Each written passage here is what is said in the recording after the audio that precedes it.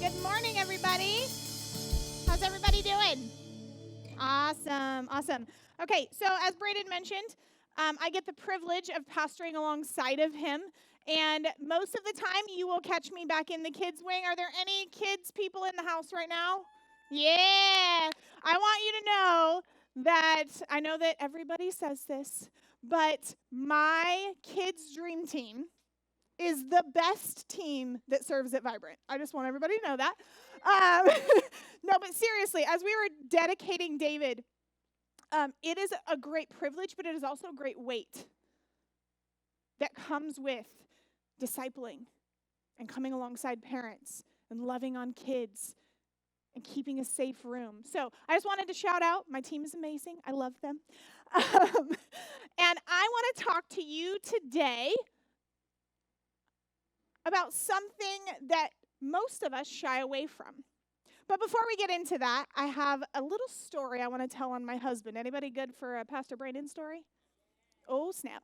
Okay, so about 6 years ago, I was pregnant with our third child, Eliana, and Brandon decided it was time to get healthy. So he started eating right, he started working out, and then he got this idea, I should start running. Running would just be, cardio's the best thing for me, right? So he started running a mile, and then 3 miles, and then 5 miles. And after a while, he got up to about 5 or 6 miles a couple of times a week, and he was looking fit. He was looking good.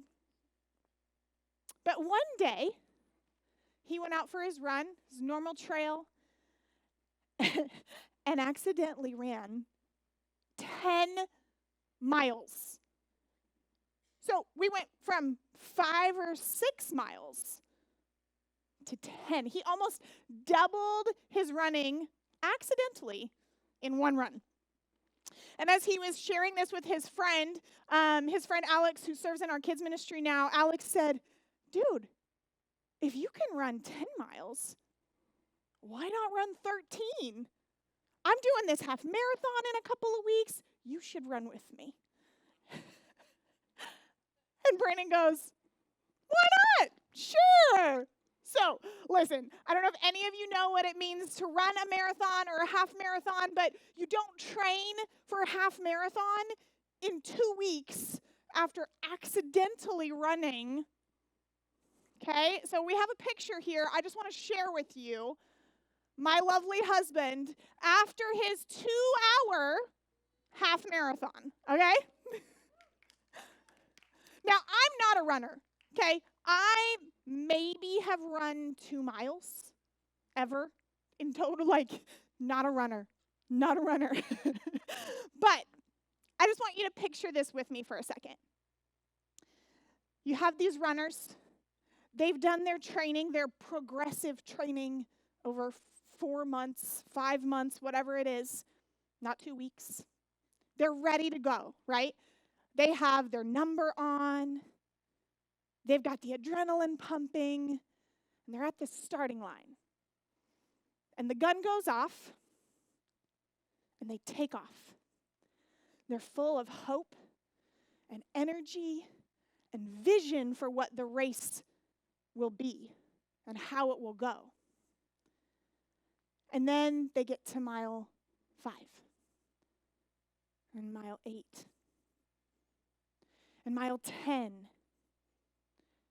And a little bit of that energy and a little bit of that vision, a little bit of that hope begins to wear off.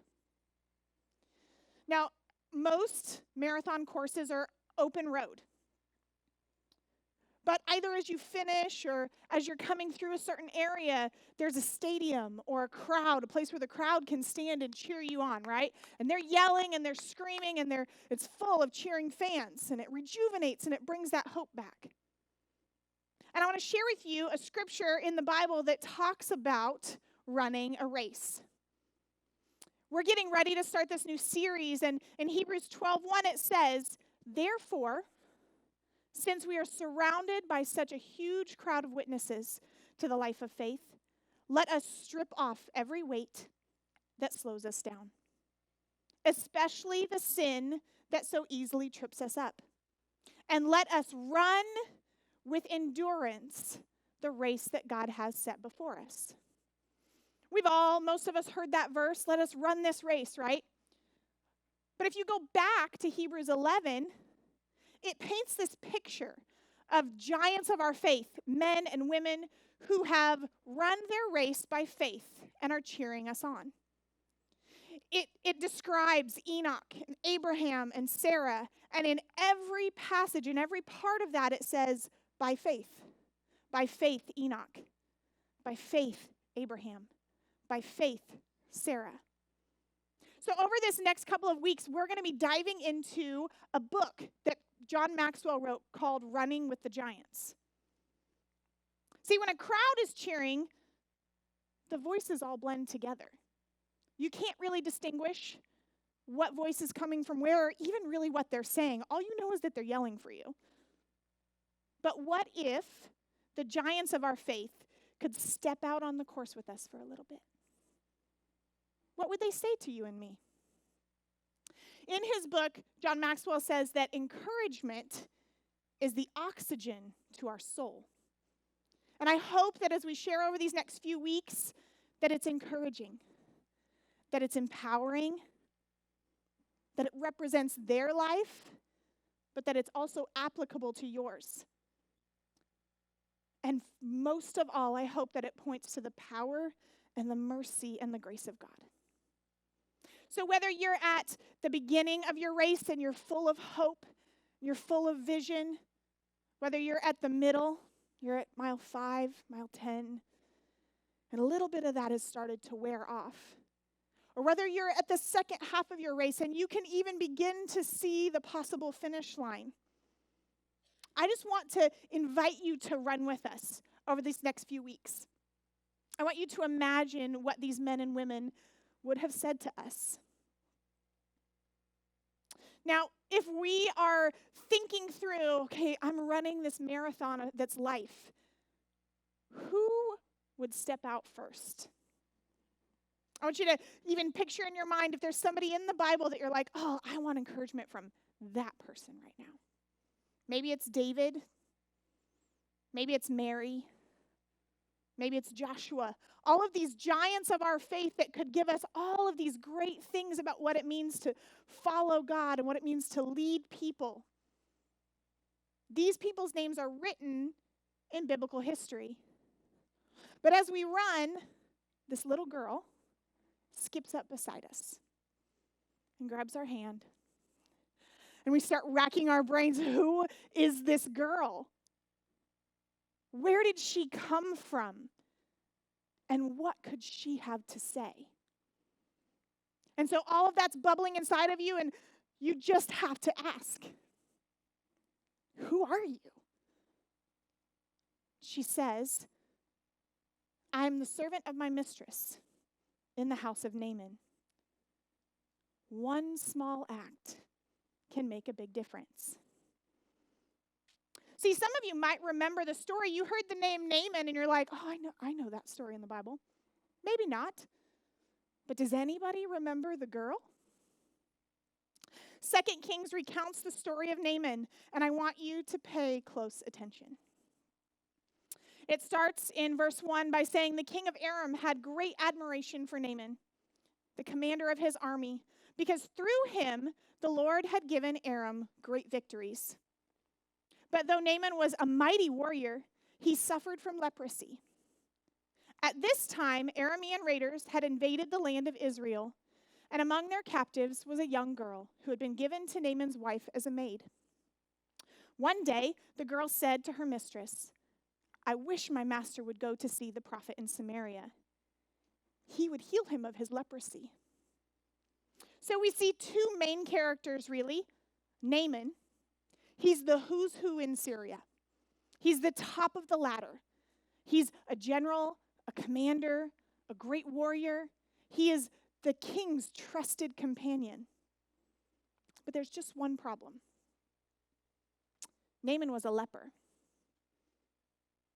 And then you look and there's this little girl. No name. No title. She's a slave. She's a child. And last but not least, she's female.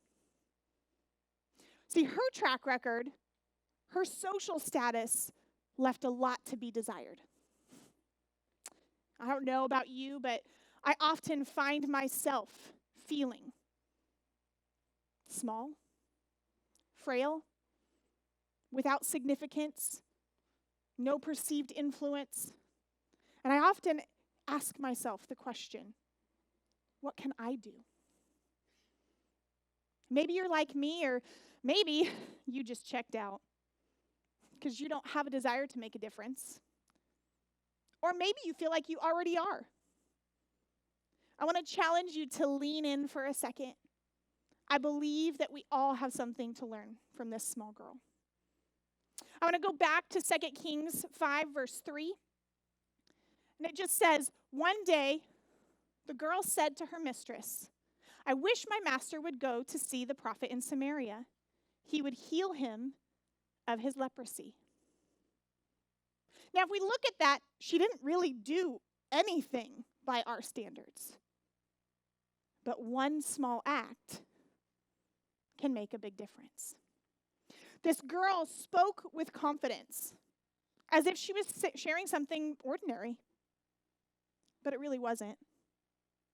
She could have remained silent and anonymous and safe, but she didn't. She spoke up. Have you ever met anyone who doesn't know that their small act is bold? I was talking with some friends of ours that come to Vibrant, and they were traveling home after a week of being with family up north, and they had some car trouble, some pretty major car trouble. Weren't sure that they were going to be able to make it home. And so Pastor Brandon had been talking with the husband, I've been talking with the wife, and they were able to get it into a mechanic shop, and the mechanics were like, listen, we can't fix this overnight. Like, it's going to be a week for us to actually fix the problem, but we can kind of put a Band-Aid on a bullet hole. So we were telling them, hey, we're praying for you. God's got this, right? And the wife's response to me was, at least we got to witness to the workers.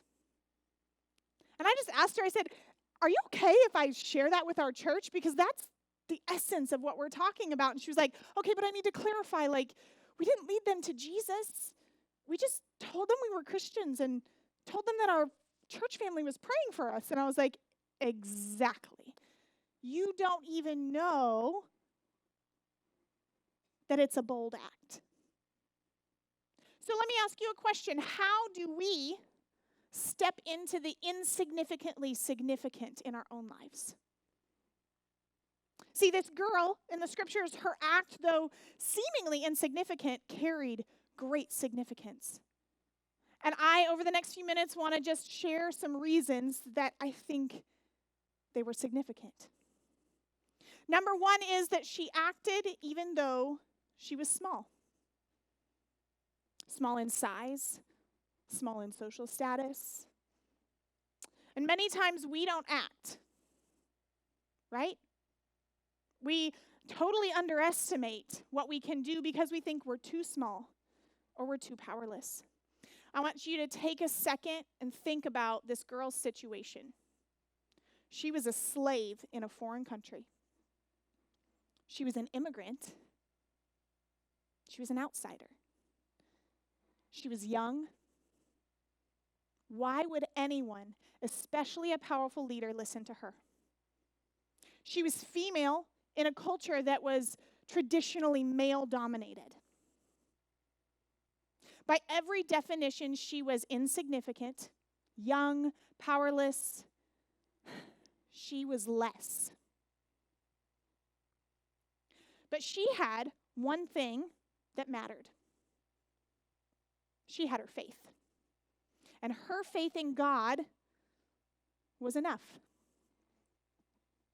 In 2 Corinthians 12:9, it says, my grace is all that you need. My power works best in weakness. What if the places that we feel small are the places that God wants to show himself powerful? What if? And I think if this little girl could give us some advice at this point, she would say, if you want to make a difference, be confident. See, Naaman didn't listen to her because she had clout. He didn't listen to her because she was this trusted person in his life. He listened because she believed in what she said. We have a great God. There's nothing, hear me, nothing he can't do. Live like you believe it. I want to share real quick another story of a character in the Bible that lived like he believed it. Some of you may have heard this story. I'm going to give a little bit of background. David was the youngest son of Jesse. He was probably around 14, may have even been around the same age as this young girl. His older brothers were off at war, but his dad had kept him home to tend the sheep. Later on, a few weeks in, Dad sends him with supplies and food for his brothers. And as he shows up to the battlefield, this army is terrified. See, Goliath, who is on the other side, has been bullying them. He has been calling them out. He's come every day, and they're shaking in their boots. And when I picture it, it looks a little something like this. Maybe. Got a picture? Awesome. Okay. I don't know if any of you guys have seen this movie. It is an oldie, but a goodie. But this is how I picture maybe the battlefield looked. We've got the Philistines over here. They are trained. They have the right armor. They know what they're doing, and they're ready to go, right? And then you've got the Israelites over here. They're farmers with pitchforks, and they're scared, right? So David shows up on the scene to this, and in 1 Samuel 17, it says, David asks the soldiers standing nearby, "What will a man get for killing this Philistine and ending his defiance of Israel? Who is this pagan Philistine anyway, that he is allowed to defy the armies of the living God?" But when David's oldest brother Eliab heard David talking to the men, he was angry. "What are you doing around here anyway?" he demanded. "What about those few sheep that you're supposed to be taking care of? I know of your pride and deceit. You just want to see the battle." See, David was seen for his age, for his size, and his perceived arrogance. But God saw a chance to show his greatness through David. And David's confidence was in the Lord and the Lord alone. So David goes on to convince the king to let him fight Goliath. And through a crazy series of events, he kills the giant with a slingshot, cuts off his head, and saves Israel at 14. Where do you feel small? Maybe it's in your workplace. Maybe at home. Maybe in your friendships. I want to challenge you today. Don't find your confidence in temporary things. Find your confidence in God. How do you do that? You build relationship with him. You know him, and you let him know you. And you step out in faith, even when you feel small. So the first reason is that she acted even though she was small. And the second is that she acted even though what she could do was small. Naaman was a powerful man. He had access to all the doctors, all the treatments, everything that the land had to offer to heal him of his leprosy. Nothing worked. And he was in discomfort, pain, every single day. This servant girl didn't have any new treatments to offer. She couldn't ease Naaman's discomfort. She didn't have a cream or whatever that could take it away. All she had was a suggestion for her mistress. And she didn't even have a guarantee that that suggestion would be taken to Naaman. She didn't let that stop her. Instead of being discouraged, she stepped out and she trusted. So maybe she would tell us, if you want to make a big difference, don't be afraid of doing something small. What in your life seems like a small act? Maybe you're a mama and sitting on the floor with your littles seems frivolous and small. Maybe it's making a phone call to that friend or family member that you haven't talked to in a while. It might be smiling at the stranger on the street or in the grocery store. Sending a text, making a meal for someone, sharing an idea at work or at Vibrant, paying for someone's gas or coffee. See, you never know when a small act will save a soul or save a life. Maybe at home, maybe at work, maybe on your drive. I know all of you are aware of the events that took place in Texas this last week. And I have a friend who's a teacher here, and as I was talking with her, she just said, I don't know what to do. I have to go to my classroom today.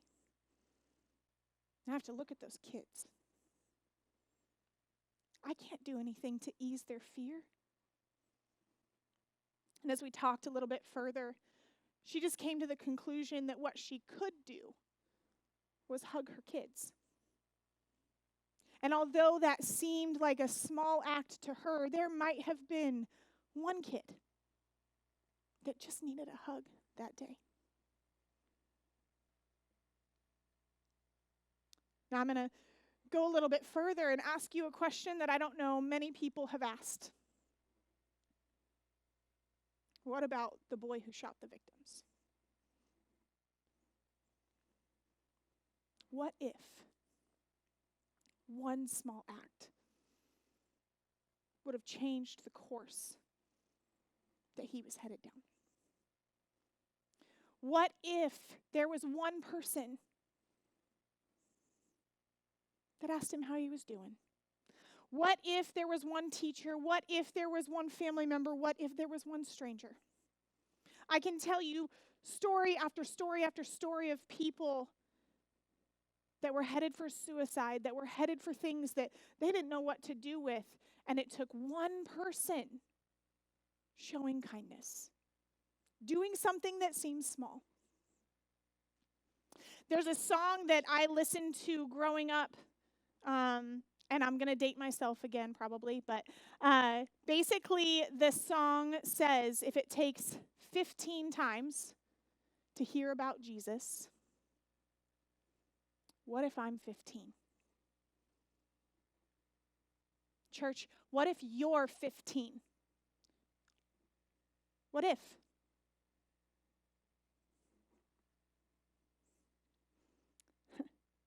I also think she would say, if you want to make a big difference, speak to people's needs.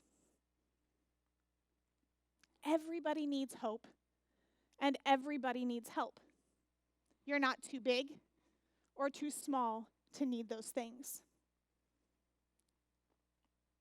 And if the individuals that we are hoping to help don't have faith, we get to lend them ours.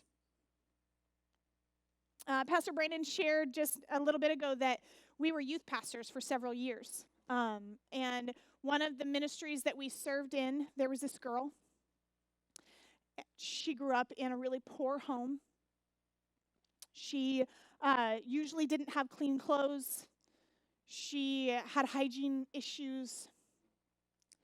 And she had this dream. She wanted to go to prom. She wanted somebody to ask her to prom. And she was really disheartened because she didn't believe it was ever going to happen. We had another student in our youth ministry that came to me one day, and he didn't have it easy either, but he was well liked. He had learned how to find friends and how to follow Jesus, and he came to me and he said, Pastor Jonna, I feel like God's asking me to ask Kaylee to prom. Will you help me?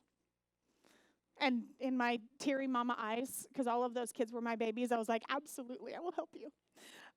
So he got it all together and did this, cute, will you go to prom with me moment? And she said yes. And I got a group of our ladies that served in our ministry at the time together, and we started planning. See, Kaylee didn't have money to buy a dress or go get her hair done or any of that. So we had a member in our church that had a salon, and they shut the salon down for the day, and we found Kaylee a dress. And we did her makeup and her nails and her hair, and it was a great day. She was so loved. And then one of my leaders came to me in the midst of it, and she said, Pastor Jonna, this is great, but what about tomorrow? What about when she goes home and her clothes aren't clean? She doesn't know how to take care of her body. What about tomorrow? And so a couple of my ladies, they went to the store, and they started picking up all of the hygiene items that she would need. And they put together a gift basket for her. And they wrote out instructions for, hey, this is how often you should shower, and this is the things that you use for this, and got her a small kit of makeup, and all of these things that seemed so small to them. They'd been doing them every day. Somebody taught them how to care for themselves. But I can tell you, in that moment, Kaylee's life changed. She began to understand her value. She understood how to care for her body. And it began to remove all of the handles that everybody else had on her, telling her who she was and who she wasn't.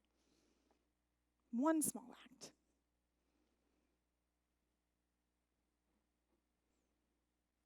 The third reason is that she acted even though the stakes were not small. This girl took a huge risk. Huge. See, if Naaman listened and he went to Israel and he came back unhealed, he would look foolish, and she would most likely be punished. And not only would she be punished, but the nation of Israel would be at risk. In fact, in the scriptures, it talks about when the king of Israel heard that Naaman was coming, he was terrified.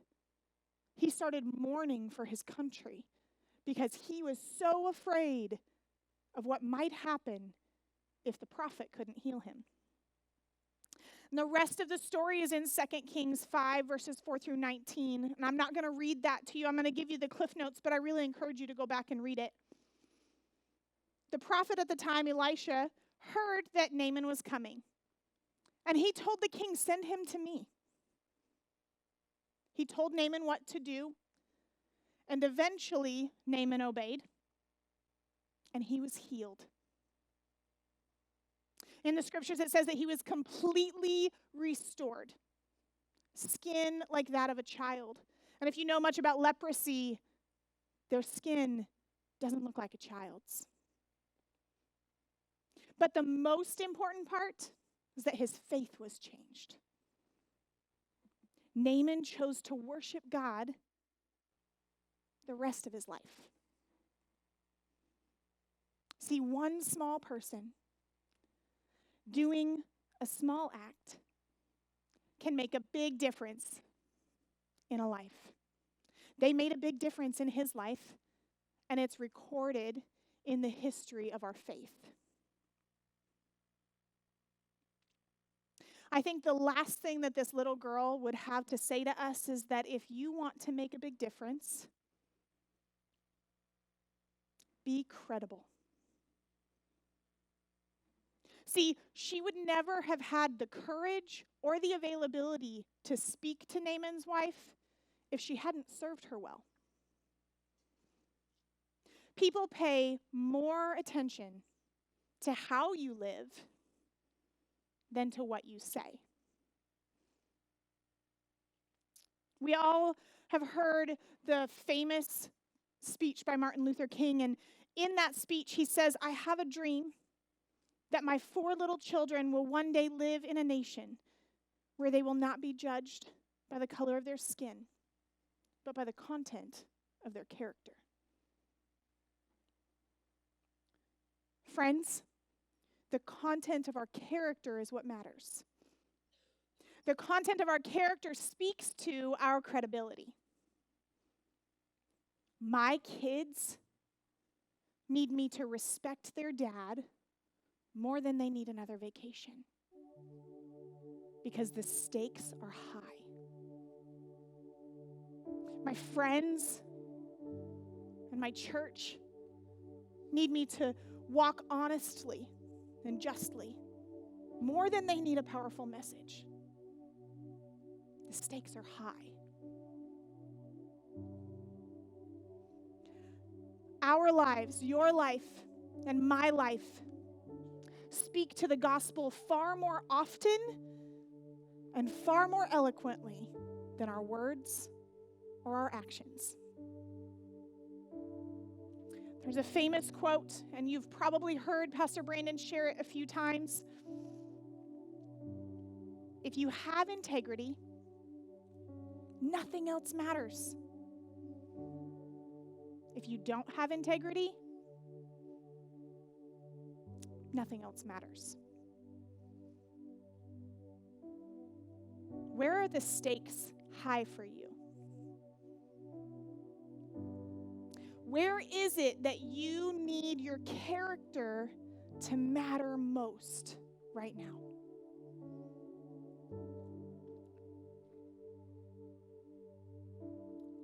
I shared just a second ago about a song that I grew up listening to, and I'm going to read just a little excerpt from it. If you want to go back and find it, it's called 15 Times by Greg Long. I want to encourage you to take these words in. Just a chapter in a story with the ending still unwritten. Do they find the truth of Jesus after all? As I listen for the whispers and I follow where they lead me, I pray that I'll be faithful to the call. If I'm not who I'm supposed to be, I know that God can work through me. I may not understand it now, but I believe somehow. If it takes 15 times to hear about Jesus for someone to believe, wherever I stand in line, I've got to make a difference in case it comes down to me. Because I may be third, I may be seventh. There may be years in between. But what if I'm 15? God, I don't want to miss the chances when you open the door. What may seem so insignificant, you see so much more.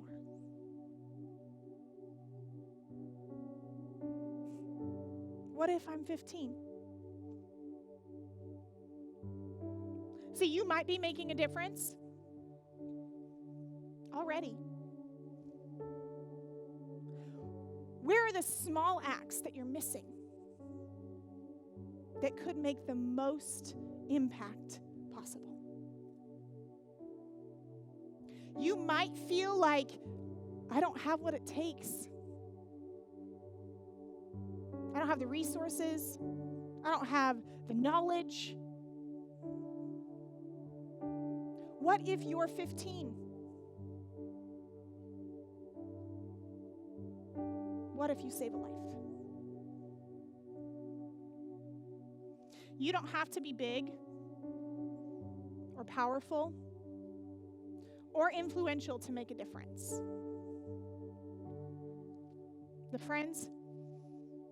The stakes are high, no matter how small the act. You don't need to be a giant of a person to be a giant in the faith. One small act can make a difference. And as I close up, I want to pray the prayer over you that John Maxwell wrote in his book, that he surmises that this little girl would have prayed over us. And if you would, I'd just like you to close your eyes and lift up your hands and receive this prayer.